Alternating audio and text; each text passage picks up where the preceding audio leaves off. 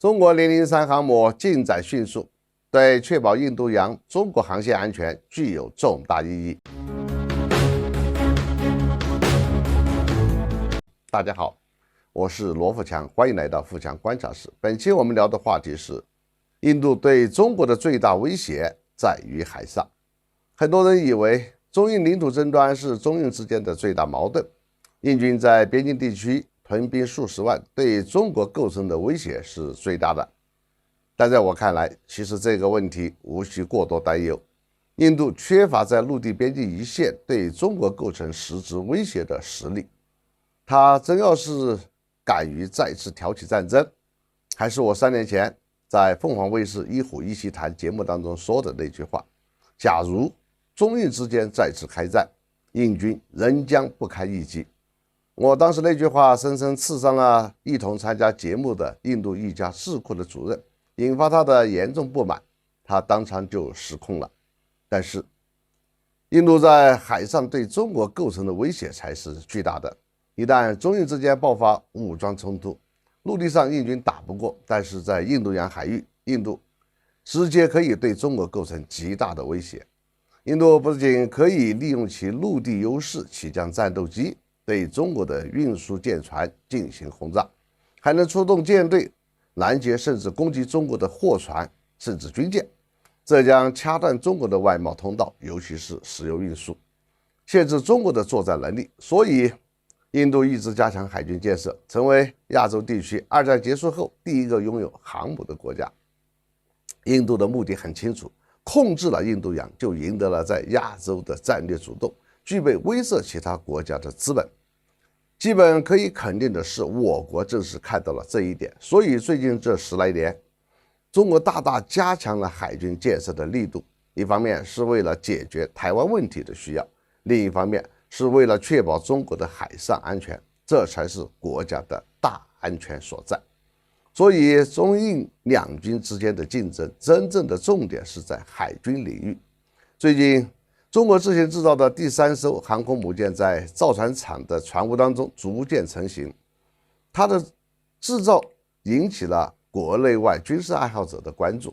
人们纷纷猜测这艘航母的尺寸构型会搭载什么样的飞机和最终的战斗力。其中看得最认真的可能是印度的海军分析家们。中国从乌克兰买回了因为前苏联解体而搁浅建设的瓦良格号航母，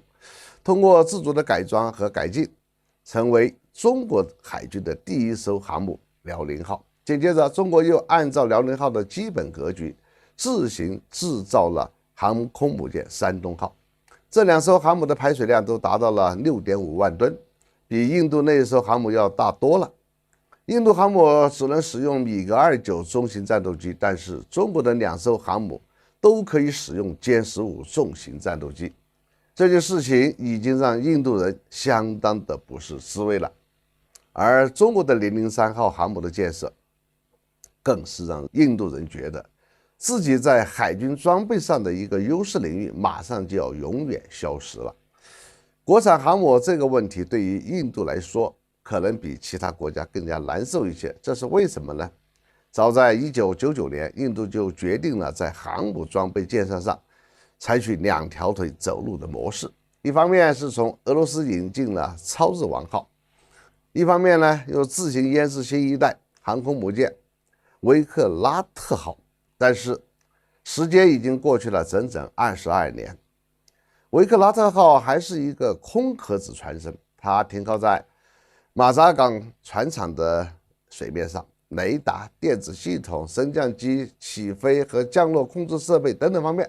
都还没有着落，什么时候能够配套完整还是一个未知数。就在这个时间段里，中国航空母舰已经实现了从无到有的突破，现在正在迈向更强大、更完备的超级航母。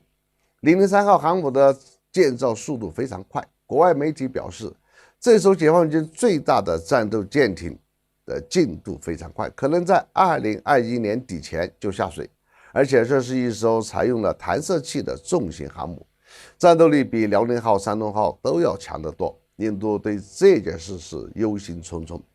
有海军军官指出，如果中国海军把3艘航空母舰全都组成战斗群，并且一起派到印度洋，印度当前的海军实力是一点办法都没有，仅仅靠超日王号孤军迎战，就是被人包饺子的下场。要想改变这样的格局，就必须建造同等数量的航母。所以，这才是我们建设强大海军的重大战略目标之一，确保南海、马六甲海峡、印度洋、红海及波斯湾海上大通道的安全。期待我们的第3艘航母早日顺利下水。好，本期话题就到这里，下次再见。